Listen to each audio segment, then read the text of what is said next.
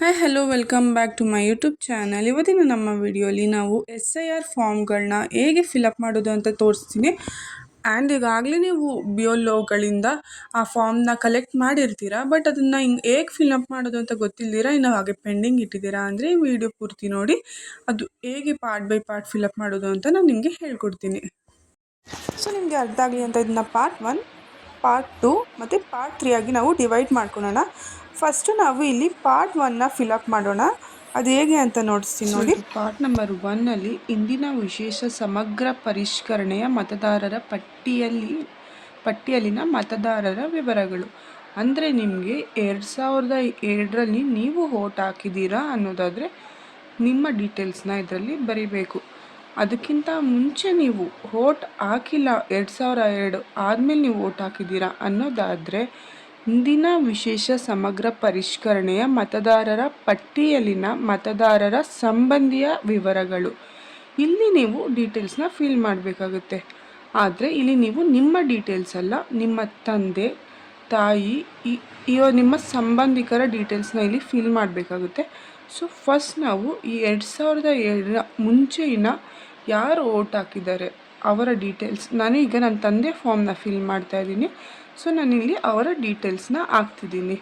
ಮೊದಲು ಮತದಾರರ ಹೆಸರು ರಾಜು, ಮತದಾರರ ಭಾವಚಿತ್ರದ ಗುರುತಿನ ಚೀಟಿ ಸಂಖ್ಯೆ ಲಭ್ಯವಿದ್ದಲ್ಲಿ, ನಿಮಗೆ ಇದು ಗುರುತಿನ ಚೀಟಿ ಇದ್ದರೆ ಮಾತ್ರ ಹೆಸರು ಹಾಕಿ, ಇಲ್ಲಾಂದರೆ ಹೆಸರು ಹಾಕೋದು ಬೇಡ. ಮತ್ತು ಸಂಬಂಧಿಯ ಹೆಸರು, ಸೊ ಆ ಕಾರ್ಡಲ್ಲಿ ನಿಮ್ಮ ಕಾರ್ಡಲ್ಲೇ ಇರುತ್ತೆ. ನಿಮಗೆ ಯಾರು ಸಂಬಂಧಿ ಹೆಸರು ಕೊಟ್ಟಿರ್ತೀರೋ ಅವರ ಹೆಸರು. ನಮ್ಮ ತಂದೆ ಅವರ ತಂದೆ ಹೆಸರು ರಾಮಚಂದ್ರಪ್ಪ. ಸೊ ನೆಕ್ಸ್ಟ್ ನಿಮ್ಮ ತಂದೆ ಜೊತೆಗೆ ಅವರ ಸಂಬಂಧ ಏನು, ತಂದೆ, ಅದನ್ನು ಇಲ್ಲಿ ಬರಿಬೇಕು. ಮತ್ತು ನಿಮ್ಮ ಜಿಲ್ಲೆ ಬೆಂಗಳೂರು ದಕ್ಷಿಣ, ರಾಜ್ಯ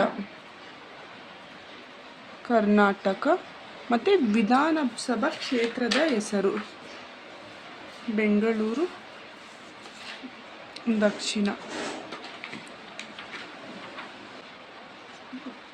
ವಿಧಾನಸಭಾ ಕ್ಷೇತ್ರದ ಸಂಖ್ಯೆ, ಹೆಸರು, ಭಾಗ ಸಂಖ್ಯೆ ಮತ್ತು ಕ್ರಮ ಸಂಖ್ಯೆ.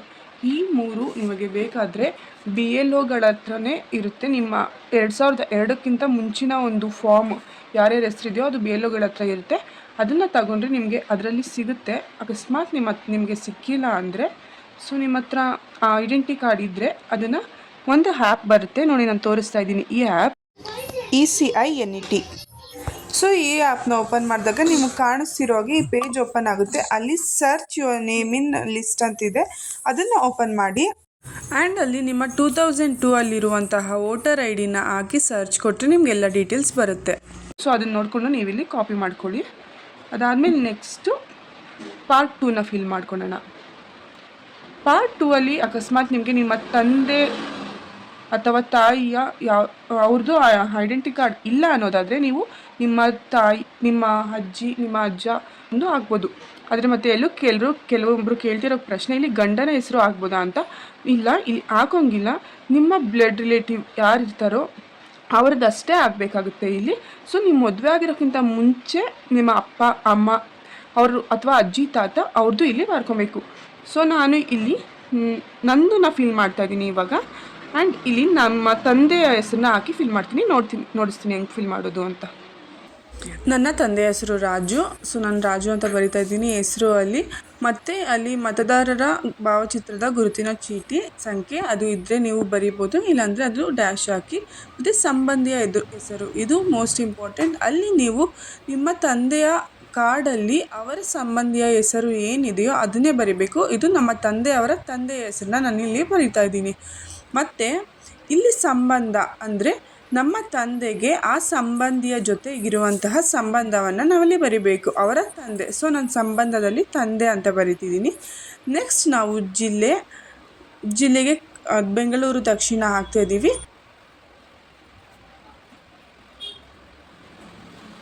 ಮತ್ತು ರಾಜ್ಯ ಕರ್ನಾಟಕ, ಆ್ಯಂಡ್ ನೆಕ್ಸ್ಟು ವಿಧಾನಸಭಾ ಕ್ಷೇತ್ರದ ಹೆಸರು ಬೆಂಗಳೂರು ದಕ್ಷಿಣ ಇದೆ ನಮ್ಮದು. ಸೊ ನಿಮ್ದು ಯಾವುದಿದೆಯೋ ಅದನ್ನು ನೀವು ಹಾಕ್ಕೋಬೇಕು.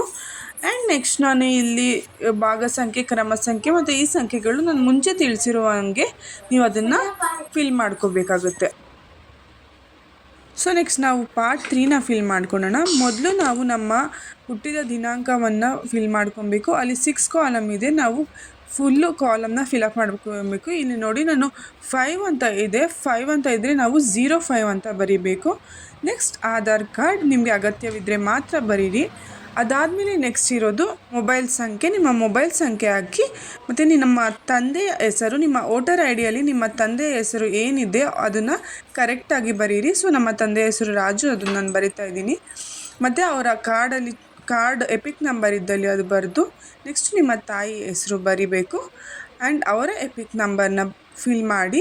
ನೆಕ್ಸ್ಟ್ ನಿಮ್ಮ ಸಂಗಾತಿಯ ಹೆಸರು, ಒಂದು ವೇಳೆ ಇದನ್ನು ಗಂಡ ಫಿಲ್ ಮಾಡ್ತಿದ್ರೆ ಅಲ್ಲಿ ಹೆಂಡತಿ ಹೆಸರು ಬರೀಬೇಕು, ಮತ್ತು ಹೆಂಡತಿ ಫಿಲ್ ಮಾಡ್ತಿದ್ರೆ ಅಲ್ಲಿ ನಮ್ಮ ಗಂಡನ ಹೆಸರನ್ನು ಬರೀಬೇಕು.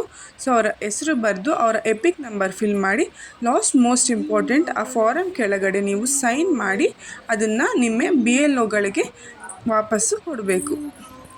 Thank you.